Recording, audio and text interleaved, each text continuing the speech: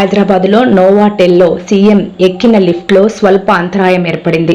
8 మంది ఎక్కాల్సిన లిఫ్ట్లో 13 మంది ఎక్కడంతో మొరాయించింది. ఓవర్ వెయిట్ కారణంగా ఉండాల్సిన ఎత్తు కంటే లిఫ్ట్ కిందికి దిగింది. దీంతో అధికారులు ఆందోళనకు గురయ్యారు.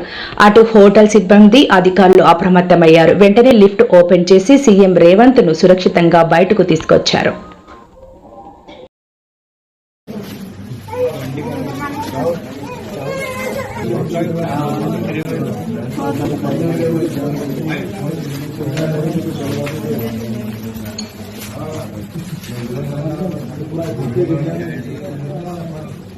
बना रहे बोले भैया पैसे लिए बना रहे क्या बनाए।